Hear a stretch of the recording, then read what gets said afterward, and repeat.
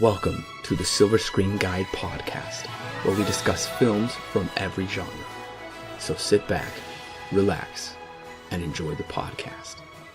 Happy birthday, Alan. Thank you. Today we are discussing Birdemic, and maybe most of you haven't heard of it, maybe some of you have heard of it, but the reason we are discussing it today is because Alan chose it for his birthday. We are doing a special birthday episode where Alan could pick anything, and he chose Birdemic to discuss. So that is what we're talking about. Yes. Now, why in the world would I pick this movie that either you have heard of it and you know exactly what movie this is, or you have never heard of it and you have no idea what you're getting yourself into? If you know me really well, you know that as much as I love great movies, I also love me some really bad ones. When I mean really bad, I'm talking like The Room or Troll 2. I'm talking like the ones that are so bad that they're good. And the movie that actually got me into watching so bad that they're good movies is this one, which is Birdemic. And Corbin knows this story.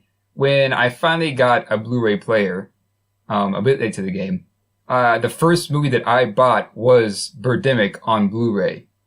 And the funniest part about the story is when the Blu-ray came in the mail, the disc was loose in the case. And it couldn't have gone more perfect. Also, you can pick up the Blu-ray at Best Buy.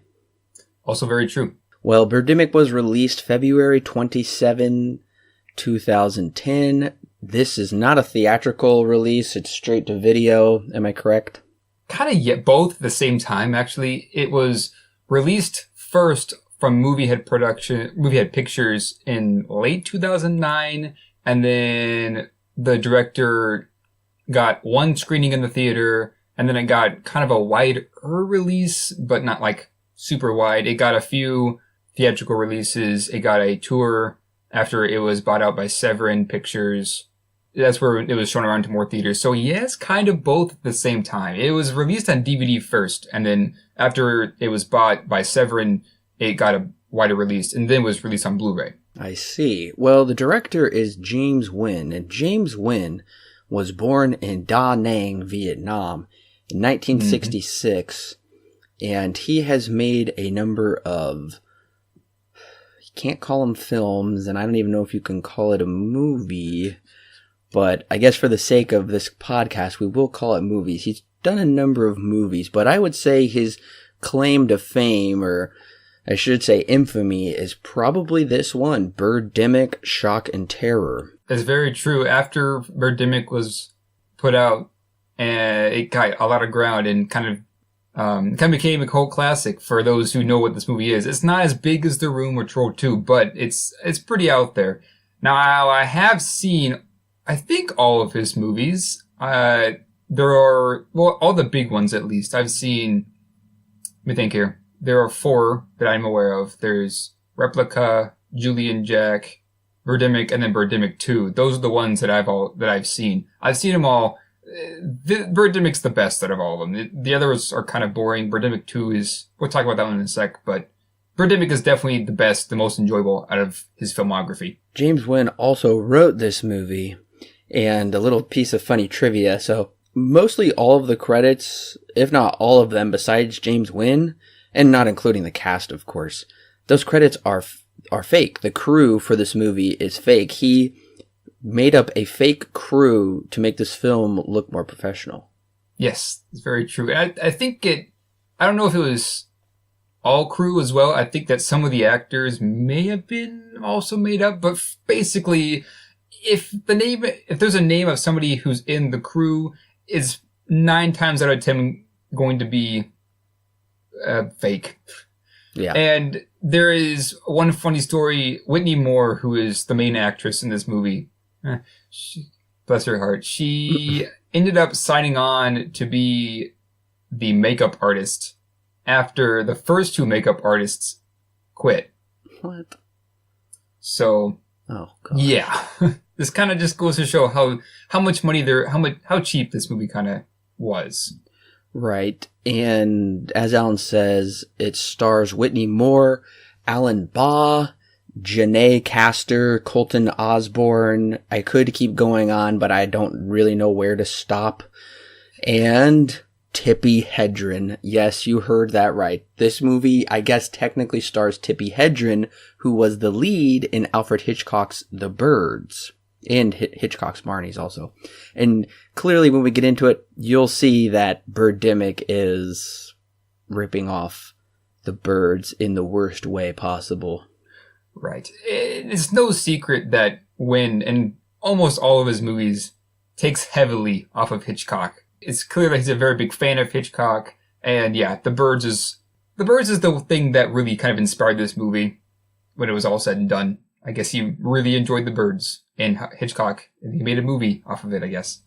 So, listeners, if you go and watch this, which you can watch this for free on Amazon Prime Video right now if you have that subscription, you're not going to see Tippi Hedren in it unless you're looking very closely, because yes. I actually just found that out, and I had to ask Alan about it, and he said that she had like a brief part in Wynn's first film, Julie and Jack.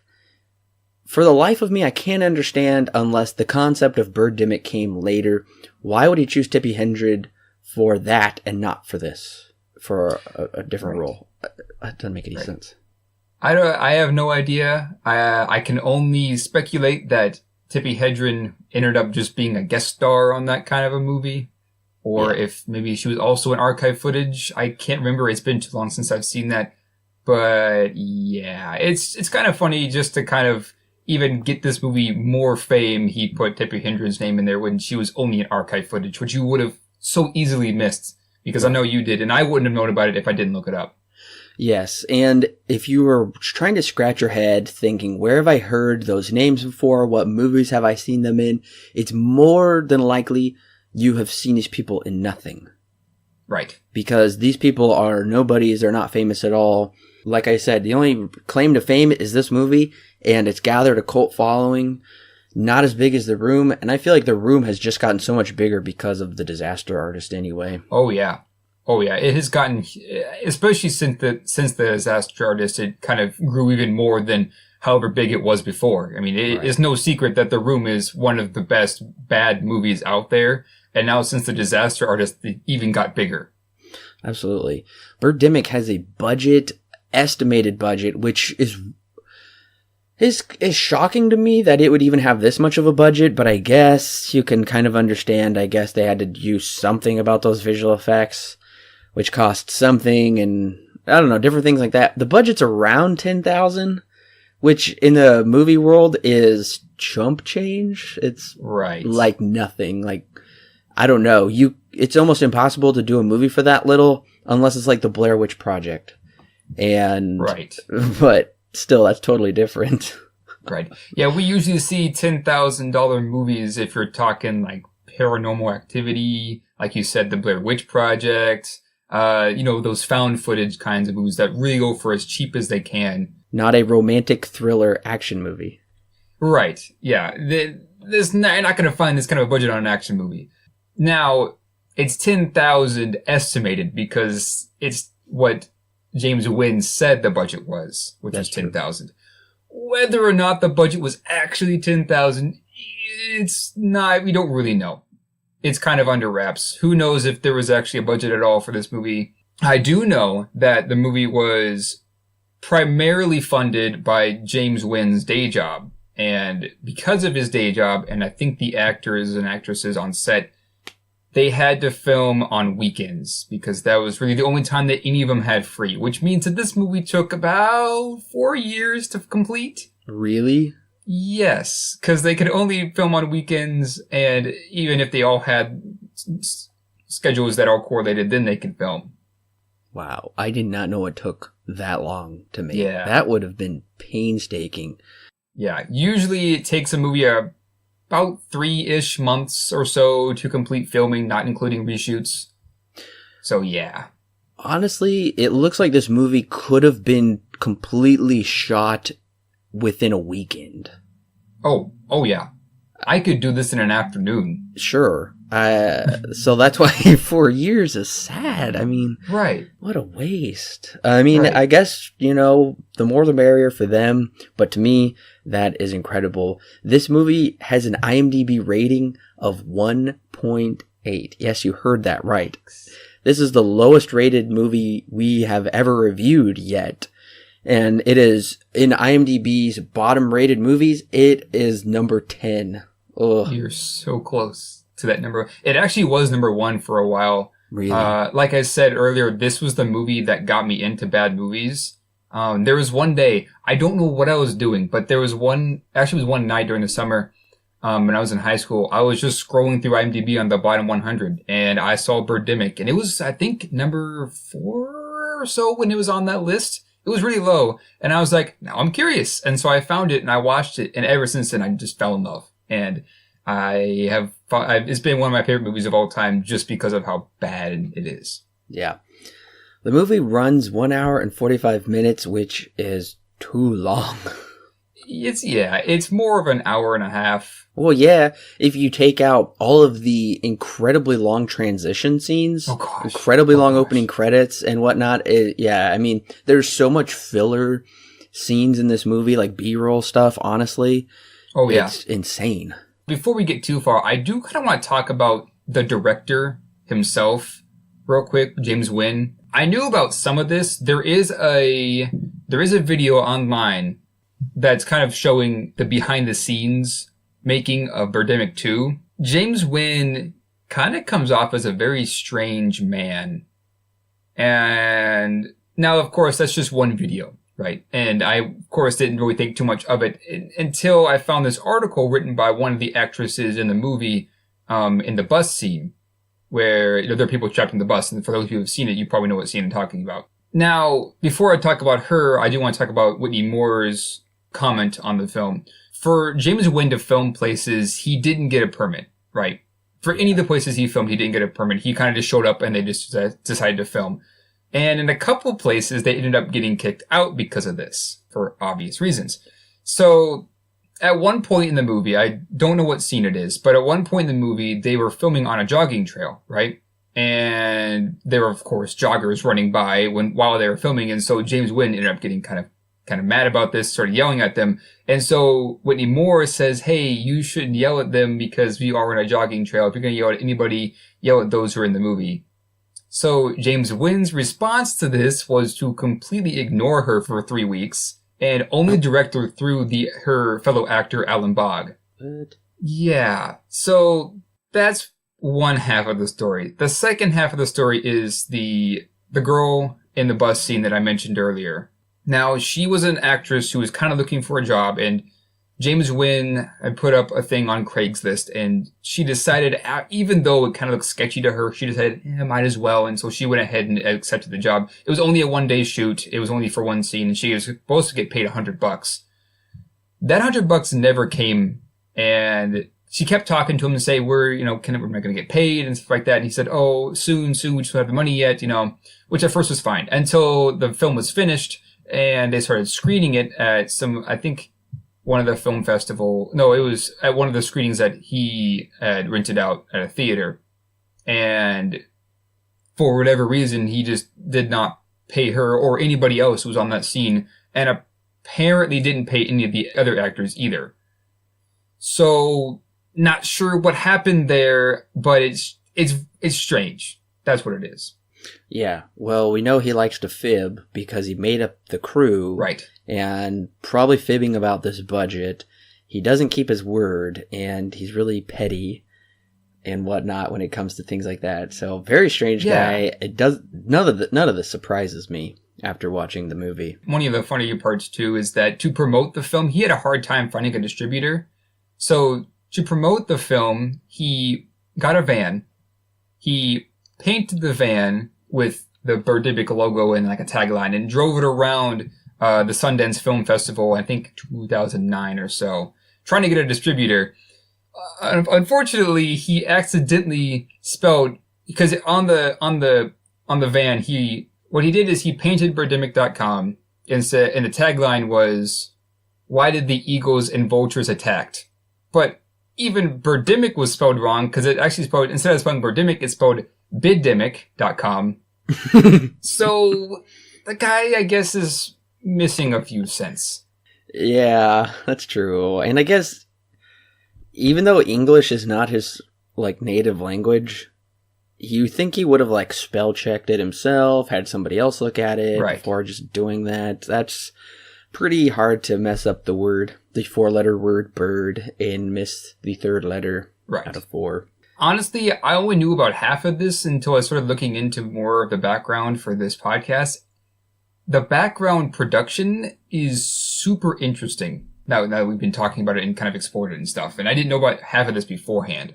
Well, how many times have you seen Birdemic now after your most recent watching? Oh, gosh. I watched it once when I was in high school, and then I probably watched it again not long after that. You watched it with me, and I watched it with you. I know I watched it one other time in between then. I watched it last night.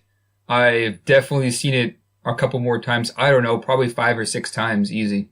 This was my second viewing of the film. We watched it, I don't know, it's probably been at least a year ago since we all first watched it. I think it would have been, yeah. So basically, okay, if you don't want this movie spoiled for you, which doesn't really make any sense, it's like almost impossible to spoil this movie because, well, you'll find out in a bit. But if for whatever reason you don't want any of the plot points spoiled, I guess, then go and watch it on Prime or go buy the $64 signed copy of it and then come back and listen, because I'm going to tell you, I guess, the plot real quick, just so you have a general sense of what this movie is about. Right. But, okay, so basically it is about Alan Baugh's character and Whitney Moore's character, and it's mostly told from the perspective of, if I'm right, from Alan Baugh, who plays Rod.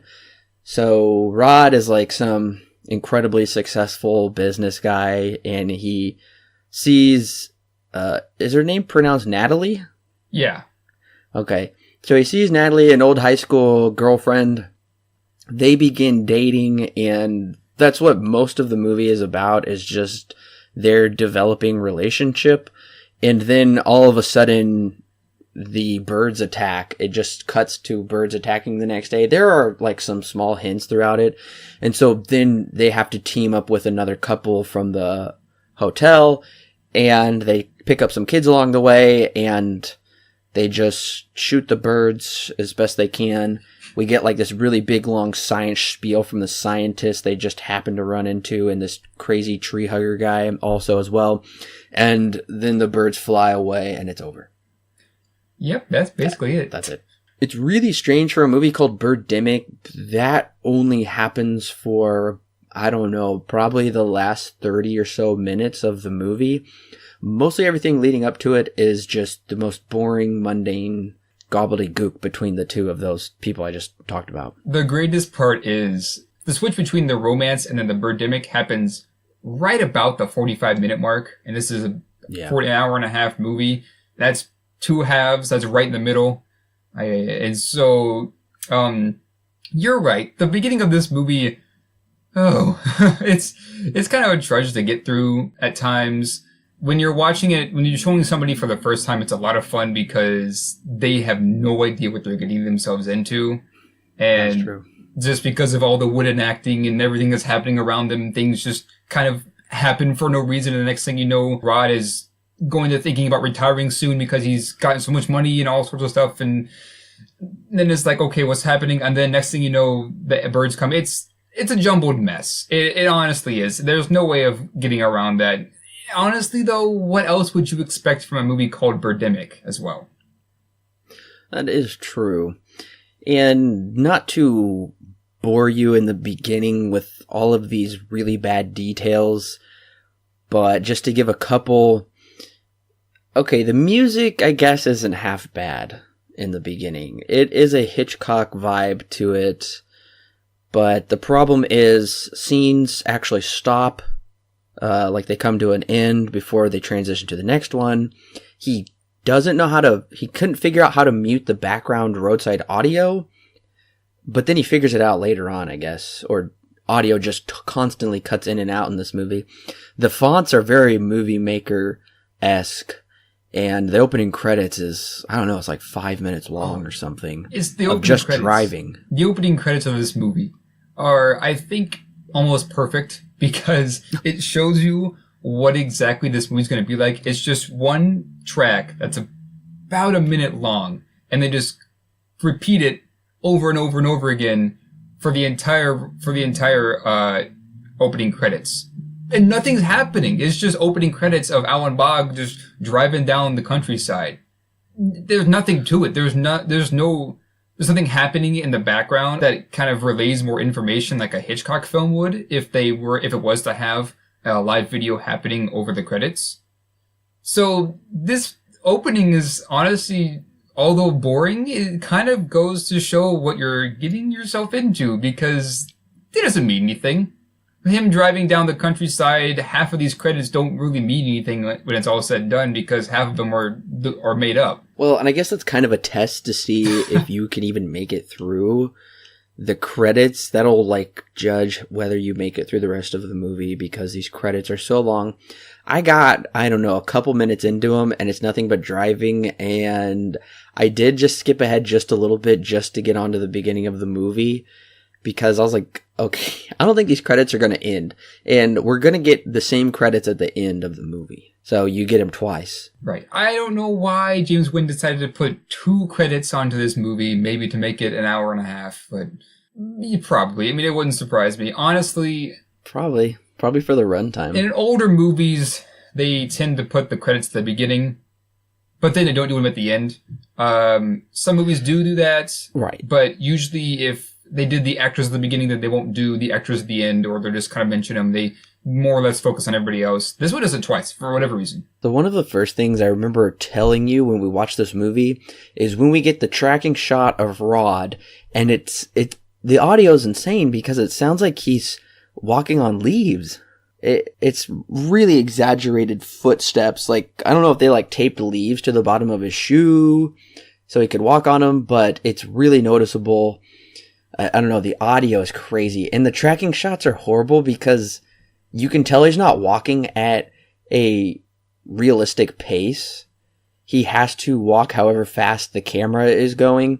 And also the problem is most tracking shots don't photograph the people from like below the waist and all the way up to the top of their head because that looks weird. Normally it's just a pretty close to their face while they walk along or something, or maybe top of the chest. Exactly. As well. Yeah. There's definitely some ADR work that's happening here where they just kind of took footsteps, sound effects as footsteps from another source and then just pasted it on this plane.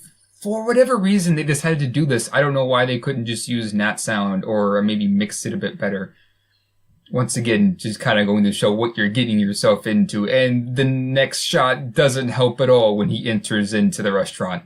It's shocking how is. horrible it is. Oh, it's bad. Oh, it's so bad. Because basically what happens is he walks in and the waitress goes, "Aye!" And it screams at him. And the only thing is that they cut the clip way too short. So it begins in the middle of her saying hi and then ends before she's completely done saying hi. It's I don't know how this is overlooked. I don't know why they decided that it was a good take, but they just kind of ran with it. And it gets worse because then she goes and says, "Here's the menu. I'll be right back with you." And then just walks off. Okay, well, you know the scene in the room where he goes to buy the flowers? Yes. And how quick that dialogue is cut? That is really funny, though, whereas this is just so poorly done. It's not even that funny, and plus the quality of the video is horrible, and so is the audio. I don't know. I guess did the iPhone come out back then? That wasn't as good back then. I was gonna say today you can make a movie on your iPhone and it would look so much better. That's actually very true. You can film a video now that looks so much better than this one does. Now, an iPhone was used in the movie. Alan Bogg uses one. Around this scene, I'm not entirely sure. It may have been come out because remember, this movie did take 4 years to film. So maybe the first iPhone was out at this point, because that would have been about 2006. And the iPhone came out in, I think, '07. So maybe, I don't know. So we eventually get to him in his house, and he's watching the news, and we get a couple different scenes of him watching the news, and it's really insane because the lady giving the news, like, it is such a zoomed out shot with just, I don't know, 6 feet of headroom with this, like, really weird giant monitor behind her. And she's talking about polar bears, which is clearly set up for the environment. You know, there's global warming going on, the ice caps are melting, and not very subtle, but it's not enough setup, I feel, to give you any reason why what happens with the birds later on. Right. And the best part is, it's not in this scene, but in the next scene with the reporter, you can see the watermark of the videos playing on the screen next to her. Because I guess they just pulled it off the internet or wherever they got it, and they stuck it on the movie. They didn't take the time to maybe even find a video that didn't have a watermark, but they just kind of left it in. Doesn't it say Getty Images? I think so. Well, I don't know if it says Getty Images, but I know that there are watermarks on the other scene with the reporter. Okay. Yeah. But before we go too far, we should probably talk about when Alan and Whitney Moore have their very first conversation in the restaurant, or I guess outside the restaurant. Did I pass over it? Yeah. Oh. Because... Oh, wait, I did. Because I put, she cuts the food forever, he stares at her like a perv, and then he stalks her like a perv. More horrible tracking shots. Yeah. And then the conversation that they have is just so hilarious because Alan is really kind of a creep, honestly.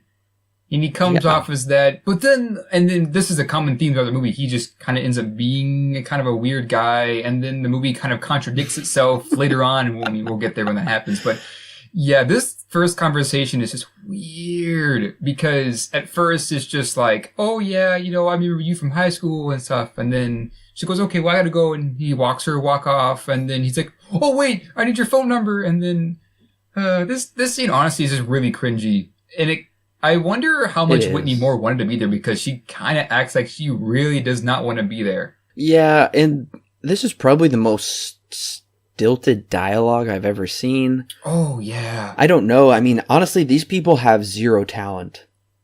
I mean, they don't have any talent. I mean, it's not even like having a regular conversation with a person. It is so obvious. It's so horrible. And honestly, I think that Alan Boggs' character Rod is the perfect name for him because he is a stone board.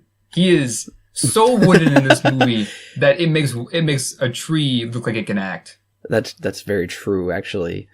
Well, and I'm really surprised we don't get shots of him brushing his teeth, combing his hair, getting dressed, because when he leaves his house, we get so many shots of him driving.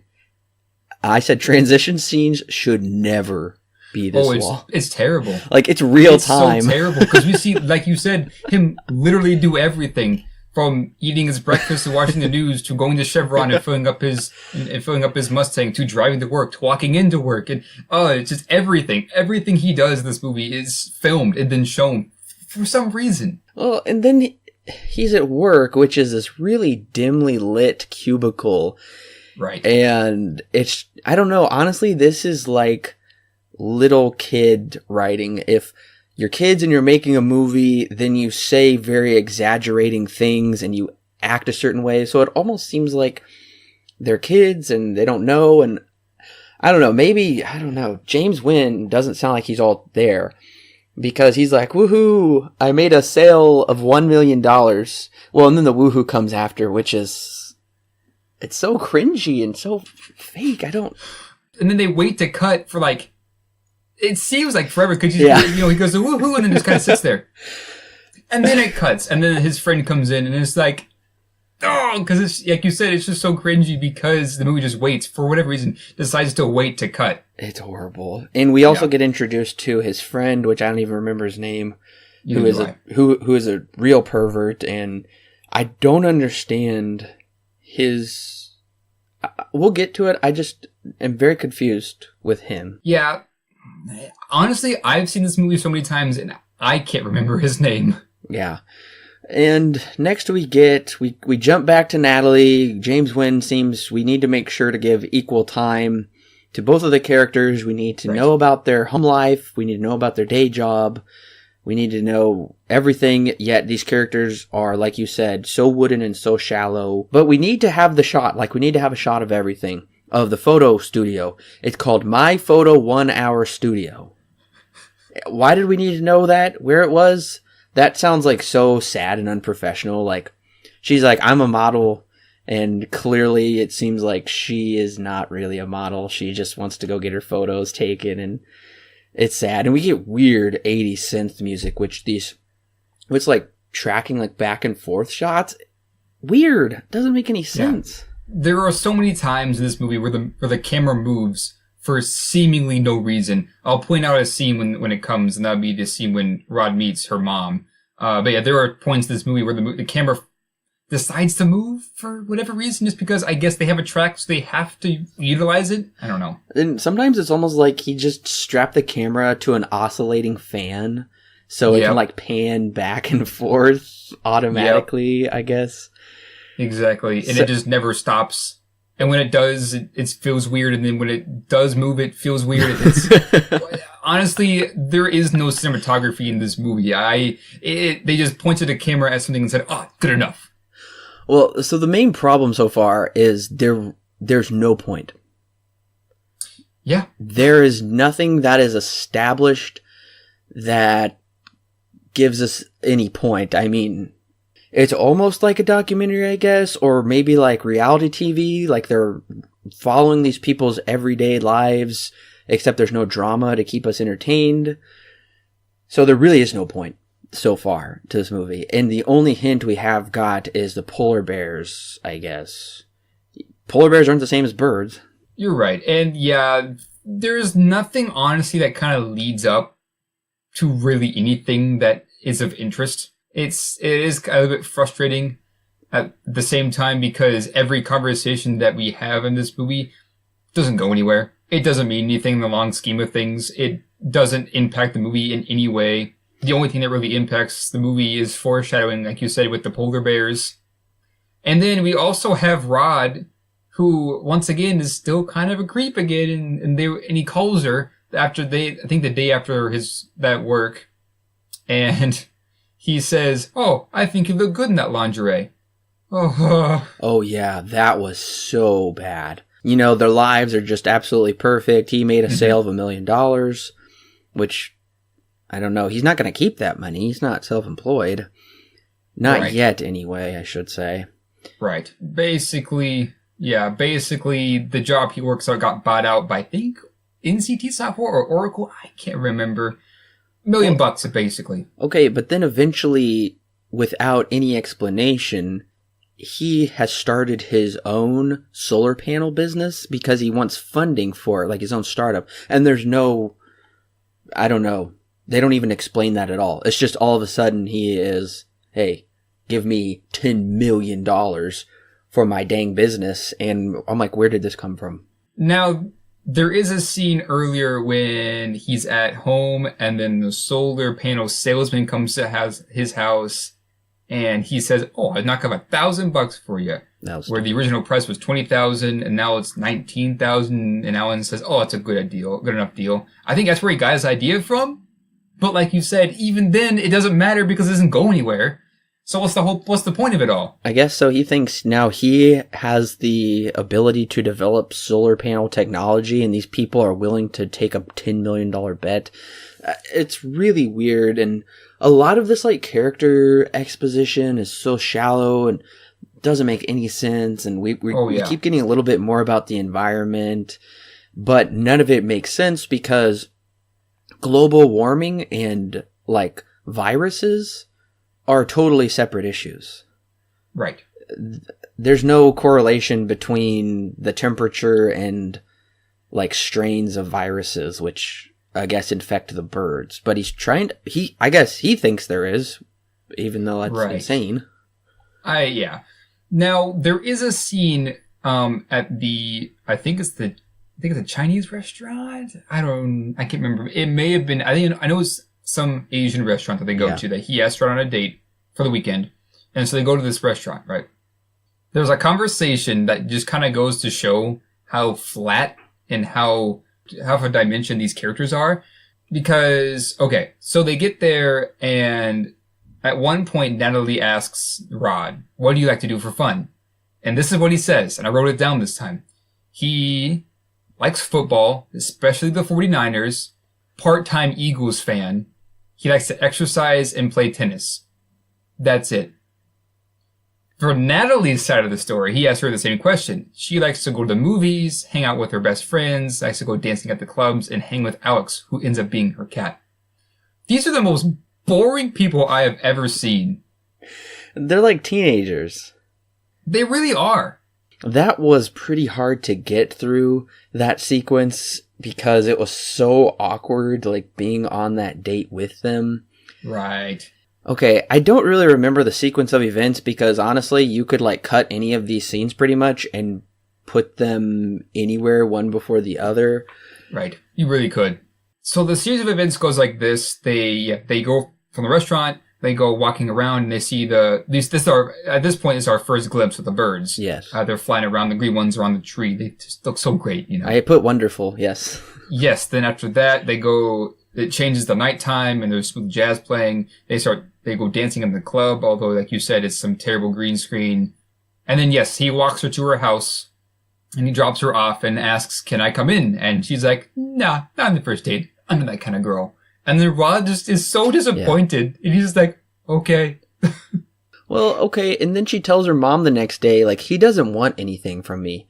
And I put, yeah, except for that time on the first date. This conversation with her mom is the most infuriating part of this movie for me.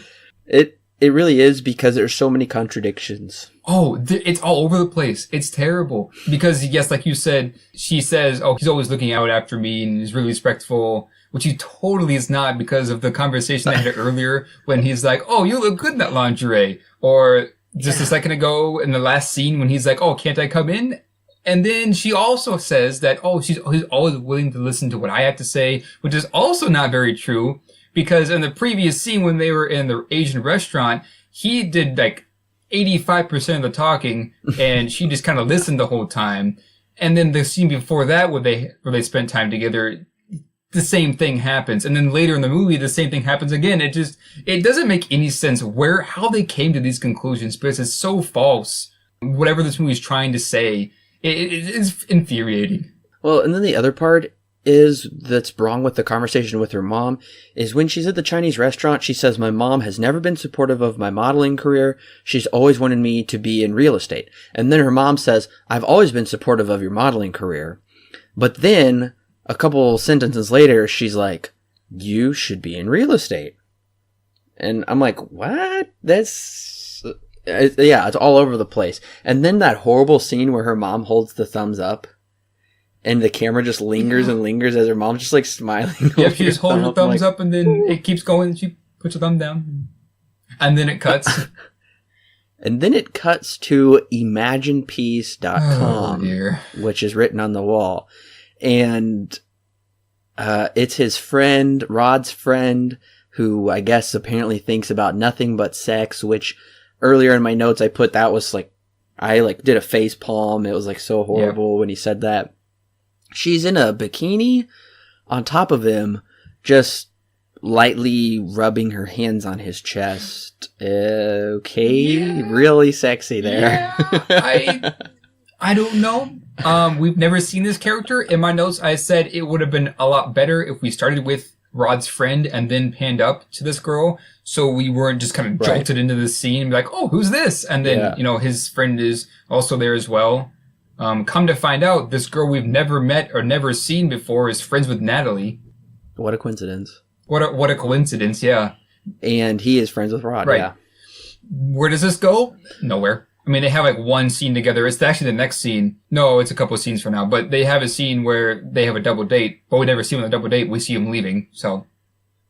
Yes, that's true. And something I'll just go ahead and say now is when they meet that other couple in the hotel, that should have been those friends, not some new random couple. It would have made sense if you're going to establish them in the beginning, then then do nothing with them except we find them dead later on. Exactly. It doesn't make any sense. So my first thought when I first saw this movie, and even still now, I didn't think these two were in a relationship. I thought this was some happy ending massage girl that he was with, but then coming to find out they're in a relationship. So I'm just confused. I'm like, what is their point?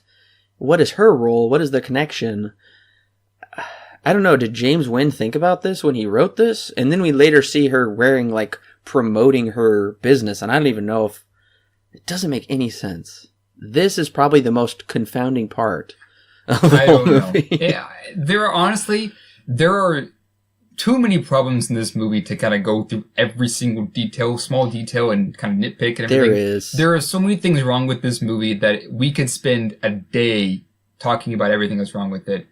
So many inconsistencies and just poor script writing, everything. This movie's a mess. That's the bottom line. This movie's a mess, but it's a fun mess. And that's why I love it. Because once the Birdemic happens, then the whole thing just becomes loads of fun. But next, though, is a fantastic scene when, so the company gets bought out that Rod works for at this point, gets bought out for $1 billion by Oracle, I think. Anyways, what happens next after I'm assuming the manager of the company says this, there's a clapping scene, right? The best part about this scene in the movie is that there are, I think, 3 or 4 different shots, different angles of the employees clapping around the conference table. And every time that shot ends, you hear them clapping, and then it kind of just dies down. And then it cuts to a different angle, and the clapping's begun again, and they're all like, yeah, and then it dies down a bit. And then it cuts to another shot, and they're like, oh, yeah, and they're clapping again, and then it dies down a bit. One of the best parts of the movie. Well, this leads me to the conclusion that Wynn does not have a concept of time. The length of these scenes is almost unbelievable, with just no concept of time, really.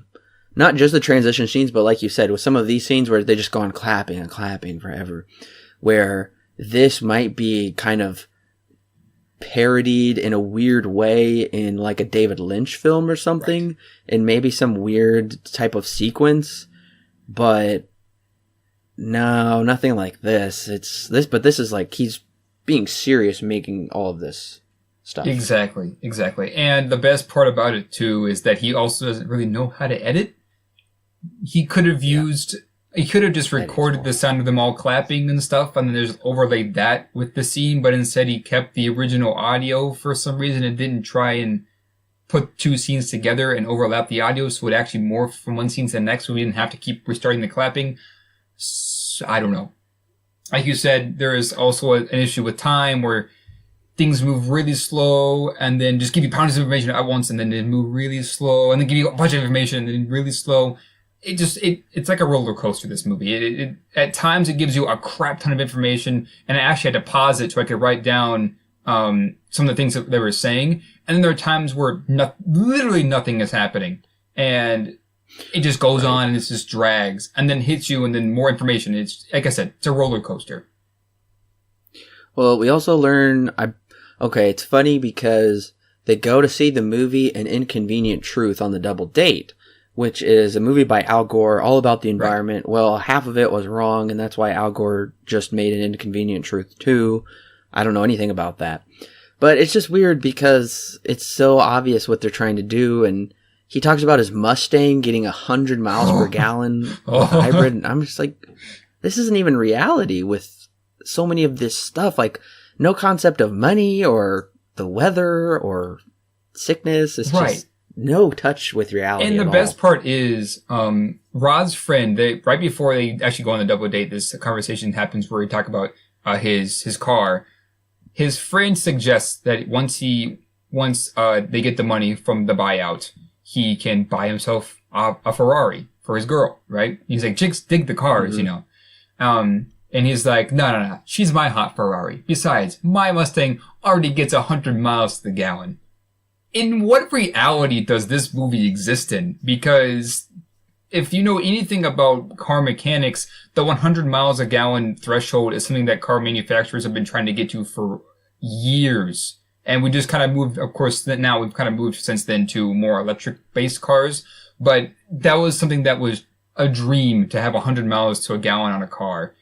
That doesn't exist. I'm not sure what that... It doesn't have anything to do with the movie either, because it's only used for the first half. Once the second half comes into the movie, it's gone. The car is, for some reason, just gone. Well, yeah, for some reason he's plugging the Mustang, which doesn't make any sense. Yeah. And then his friend wants to get another car. And then we get lots of confusing, I don't know, I guess, dialogue or exposition about the state of Rod's employment, because his company gets bought out, but then he says he's going to have an early retirement. Mm-hmm. But then it seems like he is going into business for himself. But then he's also... I put in my notes, an early retirement is not a temporary break, idiot. Right. Right. So I put it also in my notes. At this point, I said, this is the most bland character development ever. Plus, there's just far too much focus on these characters. And I said, we're about 40 minutes in. Nothing has happened except some extremely obvious clues as to what may come. Right. But the worst part is we're not even at the Birdemic scenes yet, because we have to go through the Fall Pumpkin Festival. Okay, I'll be honest. This part, I kind of like just skip through a little bit. Yeah. Because I'm like, okay. Honestly, like, why? What is the point? You're not missing much at all. In fact, you're really missing nothing. If you've seen the rest of the movie up until this point, you know exactly what this scene is. It's nothing. They could have cut this out completely and nothing would have changed. They could have cut out this entire first half of the movie, nothing would have changed. Okay, but then we also get like a horrible dancing scene. Oh my lord. That just goes on for so long, where this like jazz, like smooth soul jazz guy is just singing. Another with one of those weird oscillating shots back and forth. And it's just horrible dancing too. And they're the only ones there. And the pub is like exclusively open for them, which I can't even hear anything she's saying anyway. Oh, this scene is amazing. I love this scene so much. Trying to see these two actors try and dance. Oh, it's hilarious. Then after that, we get the most horribly awkward scene of the whole movie, I would say. Yes. This scene makes absolutely no sense. Well, it's stupid because he is in a tank top with his pants and belt still on, and she's in her underwear. And they're just like, she's just like smiling with her hands on her hips, and then he just says, "You look fine." And then they go to bed and start kissing, and that's it. And I'm like... But here's the best part, though. They both have houses, so why in the world would they go to a hotel? Except the fact that in the next scene, they meet up with the other couple. Well, yeah, especially a crappy hotel. It's not even a good hotel, yeah. But before we get to the Birdemic, we have a couple more scenes that we need to get through. And that one of those is when they go to the beach. Yeah. They're walking on the beach. The camera's facing them, and they're walking towards the camera. And now, on this day, for whatever reason, it was super windy, right? And so Natalie, at all the time, has to keep pushing her hair out of her face because the wind just keeps blowing it all over the place, you know, and stuff. But then there was also a couple of points when there are jump cuts of them walking towards the camera, or one part of the dialogue between Natalie and Rod, where Natalie's talking, and then the movie just cuts, like right in the middle of her talking, and then just restarts. Well, I put don't shoot when there's this much wind. I mean, I understand, exactly. Like, maybe he couldn't... No, I don't understand, because this is like gale force wind off the coast. I can't hear anything they're saying, and like you said, that's why they keep having to cut, probably, is because some of it is just totally unusable, even though you think you wouldn't care. And yeah, and we do get like a beach scene towards the end, and I'm pretty sure she keeps having to put her hair out of her face also then. Oh, yeah. Has she ever heard of like a bobby pin or something? Just pin it back. I think her hair might be a bit too short. Well, bobby pins, yes, but like for like a bun, it'd be too short. I don't know, a headband or something? Maybe, yeah. But the best part is we also get a second look at the birds, because there's a dead bird on the beach. And then Rod's like, "No, don't touch it." Don't touch it, you idiot. It's like a big turkey bird. I know, it's huge, and it looks so amazing. But the next scene is the scene when we have the talk with the mom. Okay. You might have to refresh my memory. So, it's actually, I think, right after they leave the beach, they go and meet Natalie's mom, right? Instead of meeting her, it's more of an interview because they ask questions and they're both talking so formally to each other, and it feels like they're just interviewing this woman. It's a really odd scene to put in this movie. I mean, unlike anything else that's in this movie. But I mentioned this earlier. The camera moves at inappropriate times. There are shots in this when the camera is moving from one side to the other. It's rotating, and when it's facing one of the characters. And then there are scenes when it's not moving at all, and only between Rod and the mom, and the camera doesn't really change positions every time it cuts, except when it moves for whatever reason. And then we have this really terrible dialogue with the mom, who's like, "Oh yeah, I like to cruise, I like to travel," because she's retired, you know. Yeah. This, everything else, leads to nothing. So. Yeah, because this is the last we see of the mom, right? Yeah. Until the second movie, but yeah, this is it. Oh. Okay, because she makes no effort. None of them make any efforts to contact their loved ones. Yeah. We'll get to that here in a little bit. But are we ready to jump into the action? Yes, it's time for the Birdemic. Okay, so finally. We're about what? I put the time stamp. I'm 47 minutes in. Yeah, that's basically where the Birdemic begins. And all of a sudden they go to bed. And they wake up in the same clothes, so no sex, apparently. It was just kissing on the bed. I wonder if Natalie got bored, because she looked pretty bored in that scene earlier. Probably. And all of a sudden we see stationary birds, which I love how these birds are able to just hover. But then we also see birds dive bombing. I know, there are kamikaze birds in this movie. And they explode, and they make airplane sounds. And they explode, and it's just so random. There's no, like we said, no build-up. These, there's terrible foreshadowing red herrings, because it just hits you like a freight train. You're like, what? Yeah, there is nothing that could prepare you for what happens right in this part of the movie. There's nothing in the movie that foreshadows or builds up or nothing. It just begins, and you're just like, what the heck? It's ridiculous. Honestly, this is the scene of the movie where you kind of have gotten in too deep, and you're just like, well, so that's what the Birdemic is. Birds dive bombing into random things in the city, and then they explode. It's ridiculous. That's the best part. It's just ridiculous. Well, and then they meet this couple, which, like I said, this couple should have been their friends from before. Yeah. It would make sense. They're at this, I don't know, hotel, motel, whatever it is. These couples are horrible, especially the woman. I love it when they're about to go out of the hotel room, and her face, she's just taking these deep breaths, prepping herself, and I'm just like, this is so horrible acting. Unbelievable. Yeah. A little bit of a fun fact. I think it was actually meant to be a shower rod. I believe that's what they were supposed to use for weapon, but for one reason or another, they didn't use it.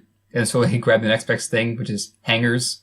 Right. And for whatever reason, the dude keeps his machine gun and pistol in this really crappy van. Oh, I know. And I'm like, what? Why don't you keep those guns with you? It doesn't make any sense. Right.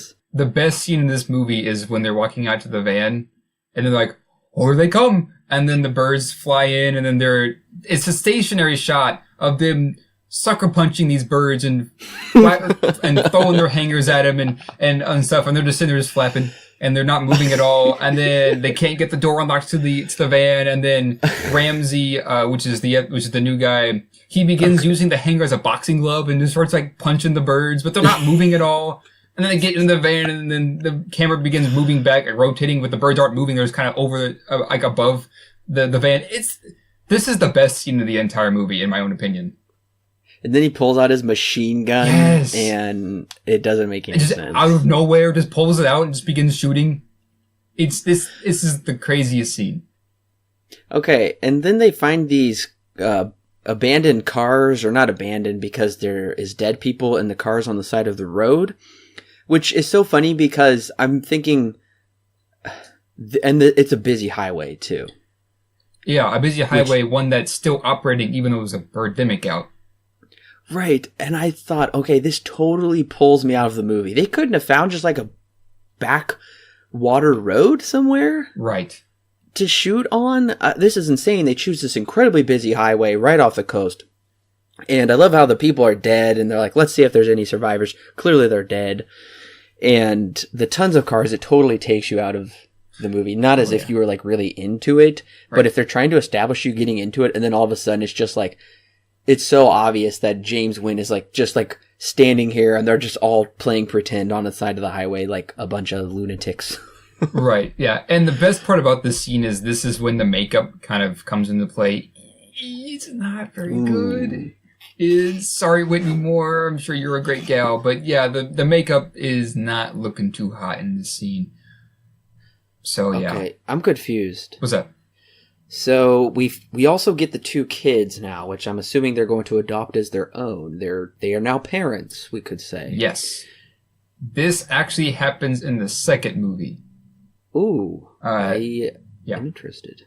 In the second movie, this is kind of spoilers, but honestly, there's no reason to watch it. I'll talk about that one in a second. The girl survives. Apparently, the little boy doesn't, because when later on in the movie, Rod makes seaweed, and apparently he puts something bad in it, and then he dies? It's very muddled. This is in the second movie, as explained, but yeah, they are adopted by Rod and Natalie, and then whatever happens in the second movie, but yeah. Okay, so he's telling the little girl to get out from under the car as he waves the gun in her face. Yeah. And then they somehow knew a little boy was locked in the trunk? Yeah, how did he get in the trunk in the first place is my question. How did they know he was there? Right, I think Ramsey heard him screaming, but still, how did he get there? Yeah. Okay, so now it has become a road trip movie. Yep. A survival road trip movie. Well, first we have the kids to give their first lines of actual dialogue, not just screaming. Horrible dialogue. Oh, it's terrible. Those kids are horrible. They're even just as wooden as Rod is, because Natalie patches up their wounds and they're like, "Thank you." Yeah. It's terrible. Thank you. Would you like to play a video game? Yeah. After their parents die, they decide to play his PSP. Right. But then they get mad later on because they're hungry, and they are like, I'm like, do you want a Happy Meal? I'm like, no, the world is in chaos. And they're complaining. I'm like, how stupid. Like, they just forget about things so easily. Like, their parents are dead, and they're like with strangers. It's terrible. And they're being attacked and whatnot. And yeah, in my notes I have, this is the epitome of child actors. Yeah. And somehow they get like scratched up, but they heal their wounds, but they don't get infected and die from the bird flu is what it is when we find out about it in a little bit. Right. But yeah, they're just like, I think they just go have a picnic, and we also get 2 stops at a convenience store. Yes. Which are fairly spaced out and utterly pointless. Yeah, the first stop really doesn't amount to much. They stop at a convenience store and the clerk is dead, so they steal the food and run out. Nothing really happens there. Yeah, this is when they stop here, and that's where they get the food. In my notes, I ask, how big was the sound effects library? Because I only hear like 3 different bird sounds. Especially in this scene, it's very evident because the same sound is used over and over and over and over and over again in this one scene. Well, and then and then not long after that, they find the scientist. Yes, this next scene is when they have lunch in a park for some reason, even though there's a birdemic happening. It's out of the sheer coincidence they find a guy who can explain what's happening with the birds. Well, and if you notice in the background, there's just a random person walking along the beach. Yeah, there is. Yeah. Some birdemic they got going on here. correct me if I'm wrong, but isn't the scientist like wearing like a mask over his mouth? Yes, he's wearing, basically like a mask. And, but then he takes it off. Yeah, he's wearing it because there are dead birds that he's just staring at and on this bridge. And they're like, and the best part is Natalie and Rod go over there and he's like, no, wait, stop. Don't come any closer. These birds are dead. And they're like, oh, well, can you come talk to us? And he goes, oh, you want to talk? Oh, well, yeah, sure. And then comes with them and tells them basically everything, Right. So this is the whole message of the movie with like this swelling trumpet music, and it's really stupid. And I don't know what I'm supposed to get out of this. This should have been like the end of the movie. Really? It probably should have. But like I said, there's a lot of nothing, and then there's small scenes in a really small amount of time that just give you a crap ton of information. And then back to a really short and drawn out scene. Right. So that goes nowhere. That's the first one, and then we're going to get another one soon. Yep. I love the line where they're just in the van, and he's like, where's Becky? And he's like, taking a crap. I love that. So, yes, I think it's really around this scene we find out why Ramsey has all these guns in his van. Come to find out, the guy fought in Iraq, right? Oh, that's right. And now it's an anti-war movie. Yes. Now it becomes not only a warning about global warming, but also becomes an anti-war movie. So yes, he got these guns because he used to serve in Iraq, and as he states, he left because he didn't like all the killing. But some reason he has guns in his van. And then when Becky's getting attacked, he shoots right at her, but she dies anyway. I know. Without him shooting directly at her. I don't know. Becky dies. The funniest part is the ending of this scene when he gets back in the car and he's just sitting there and he's just like, ooh, and like this hits the dash and he goes, the Eagles killed Becky. Oh, it's great. Yeah. It's fantastic. Something we're not talking about is how many shots there is of them driving. Oh, it's terrible. I will be honest, the driving shots I fast forwarded through because it's just driving. It's terrible. And the best part is this movie is talking about not like, driving everywhere, and it's all about these cars, or the birds are attacking the people who were in the cars, and because they're emitting all sorts of crap into the atmosphere, which came from the scientist guy, and then later on with the tree hugger. But they still decided to drive in the car for some reason. And they, for whatever reason, didn't use, they didn't go for Rod's 100 miles a gallon Mustang when they so totally could have. That would have been cool. I don't understand. This movie, like you said, it contradicts itself so many times. It's ridiculous. So they keep getting attacked by birds, and everywhere they go, they keep getting attacked, and no matter where they stop or anything, the birds are always there. And they can't seem to piece one and one together to find out, oh, maybe we shouldn't drive a car around.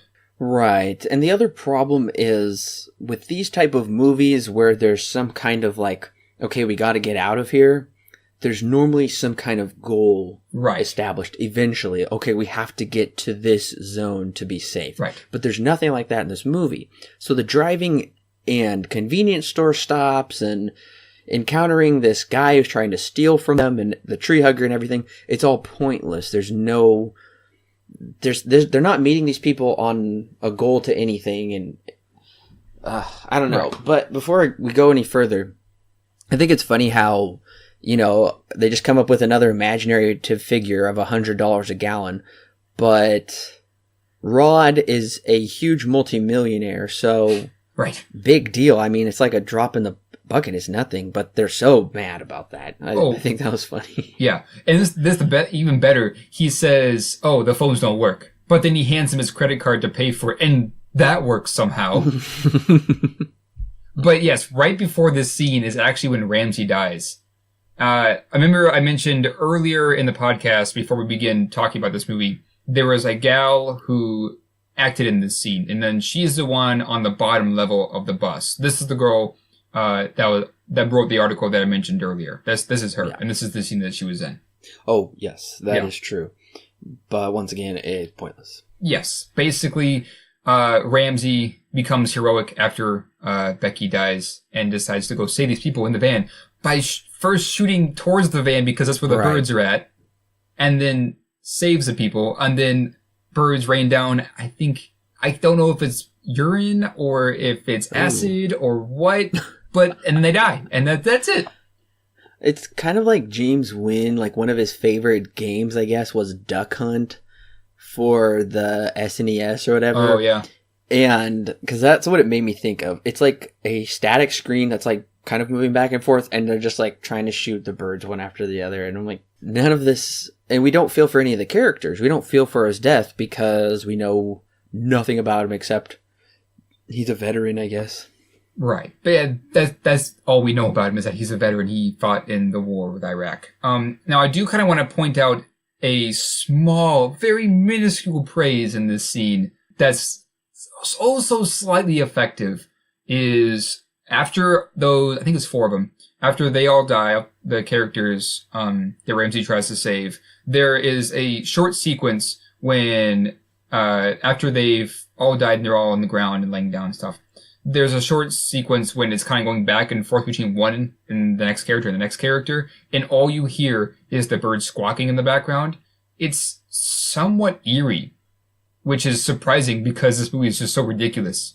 But it doesn't lead to anything, so I mean, what's the point? But I do want to give that very small praise that you got close, Lynn. You got really close. That is true. Eventually, though, that bird noise, even though I do feel like it kind of works, they do reuse that noise quite a bit, and then eventually I just had to mute it, though. Oh, yeah. No, you're so right. The sound effects, like I said earlier, the sound effect library was very, very small. And even though this scene, it kind of worked, maybe because the rest of the movie is not so great, and this is one of the good scenes, that bird sound gets really old really fast, because there's only 3 distinct ones they ever use, I think. I find the wig man to be incredibly disturbing, the tree hugger with the horrible wig. Oh, yeah, the tree hugger. This tree hugger scene is also just ridiculous. It's one of those scenes that just loads you with information. They start talking about beetles, and then a mountain lion comes out of nowhere, which, are there even mountain lions in California or in the redwood forest? I don't know, but I wouldn't think so. This scene's weird. So at this point, I pretty much have nothing left to say right after the tree hugger scene, and then like the forest catches on fire, and I'm like, okay. Oh, the forest fire is the greatest. I'm just like, I'm shutting down now. Yep, right before the birds die, we find that Natalie's friend and Rod's friend, they died in the car together. Yeah, that's about it. They go to the beach. They go to the beach. The magic van that they have provides for everything, because come to find out, they have not only a fishing rod, but also a skillet that they can use. A battery-powered skillet. So they catch fish and get seaweed, and they make dinner.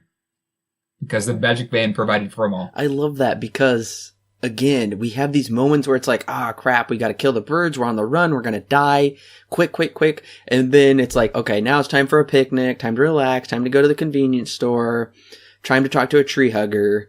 You know, there's like, the pacing is so horrible. It starts and then stops, it starts and stops with no end goal in mind. Like, that's why it has to have this magic ending of, you know, they're gonna go fishing and cook food and the birds will just fly away. And isn't that wonderful?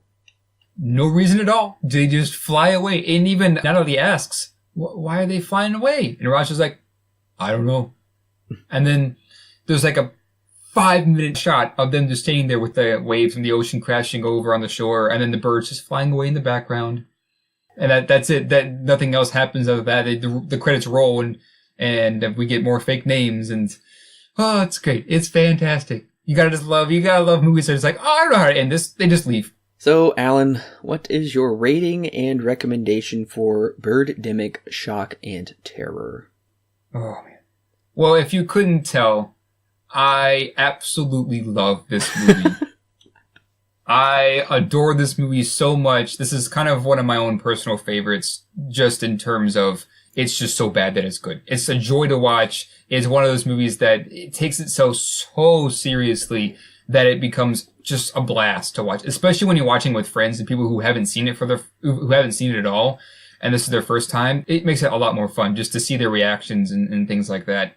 That being said, no, this is a terrible movie. You can't get around that. There's a reason why it has a 1.8 on IMDb and it's a number 10 on the list. There is a reason why it's regarded as one of the, some people regard it as one of the worst movies ever made.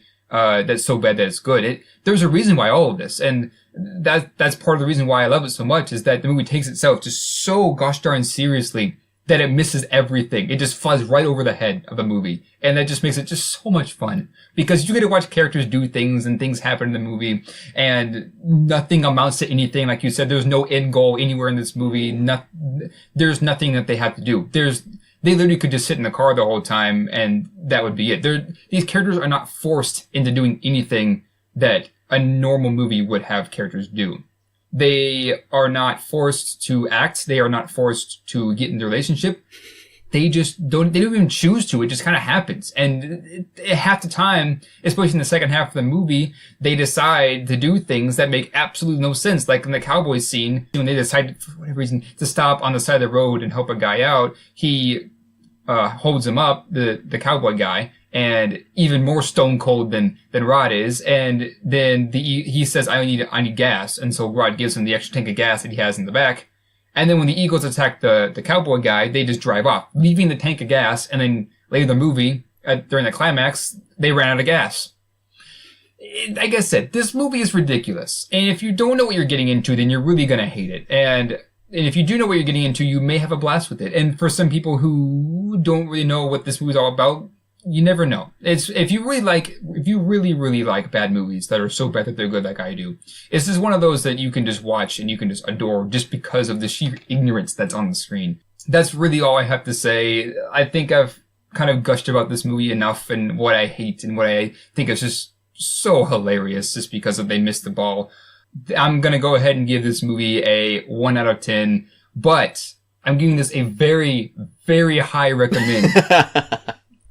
And the reason for that is because it's just, for me, it's just way too much fun to watch. Just a disaster on screen. That's the thing. It's just way too much fun. Now, watching it alone is not nearly as much fun unless you're watching with somebody else or a group of people. That's kind of the criteria. It's kind of like The Room. Watching it alone, it's cringy and it's like, this is not very fun. But watching it with people, that's when it's fun. And that's why I love this movie. It's just fun to watch with a group of people. And there's so many things in this movie that just don't work. And there are so many connections and contradictions all over the place. It's worthless for us to try and go through that exhaustive list. So yeah, that 1 out of 10 highest recommends. Please go see this movie. It's fantastic. So this movie, if we can even call it that, is an utterly pointless garbage piece of trash. But, yep. But that being said, watch it once with your friends for something to make fun of and laugh together. It's really fun to watch with your friends because that's how I was first introduced to it. Second time around, watching it by myself was nowhere near as fun because it's really something that's meant to be made fun of, honestly. Not that James Wynn was thinking that, but that's how it came out to be, and so that's how it is. But no, otherwise, yeah, this movie is just one of the worst things ever filmed. It is just a horrible piece of trash. It's not even like student filmmaking quality because some of that has competence. This is totally incompetent. And I was really close to using our brand new 0-star rating, but because you can have fun and laugh at it with friends, I am going to give it 1 out of 10. And that's the only way. Like, if you're watching it with friends, then yes, I recommend it just for a fun evening. But otherwise, this is the most strongest of not recommends ever. If you're watching it by yourself. Yeah, it's not nearly as fun alone. Even though I watched it by myself the first time and I had some pretty good fun with it, when I watched it with other people, I had a blast. It was just way too much fun. Absolutely. So thank you, listeners, for joining us for Alan's birthday special. Oh, Chucks. We hope you had fun listening to this. And yeah, I would say now is the time to go watch it because it's on Amazon Prime for free. And it's January. Oh, yeah. January, the perfect month to watch something horrible. So do it now while you can. Get a group of friends together and go ahead and watch it now while it's still up there. And we will be coming back next time we're going to be kicking off the Halloween retrospective. Very, very excited about that because I'm super excited for the new one. If you don't know the schedule, go ahead and listen to our 2018 Most Anticipated and Update podcast. We talk about the entire schedule there, and we will have the schedule up on the website. But we're very excited to come back with the Halloween retrospective, and we will be doing more YouTube videos, so look out for those. Make sure to subscribe and share with your friends. We really have fun doing this, and we want to engage and interact with you guys and just talk about movies together. So we will see you next time, listeners, for something a little higher caliber, I would say. We just had a lot of fun doing this type of movie, and it would be fun to do like something horrible once in a while, just to pick on it for fun. And we will be doing my birthday special next month, so that will be coming pretty soon, and I'm going to reveal it right now, what I have chosen for my birthday special. I have chosen Secondhand Lions. Ooh. So I've got a lot to say about that movie. I'm going to leave it at that. I'm really looking forward to reviewing that movie. I'm excited. I haven't seen this one yet, so we'll have a good discussion for someone. I'm assuming you've seen it multiple times. Oh, yes. I haven't seen it at all. Yes, I've seen it many, many times. It's a pretty special movie to me, so I'm really excited, especially excited for Alan to see it for the first time and talk about that with you guys. So that birthday special will be coming fairly soon, and we are doing a ton of retrospectives this year and just a ton of brand new releases for new movies. We're super excited about that. Like I said, make sure to follow us on the website and on social media of your choice, and make sure to subscribe through the various outlets. Thanks for joining us on this Birdemic ride, and we will see you next time.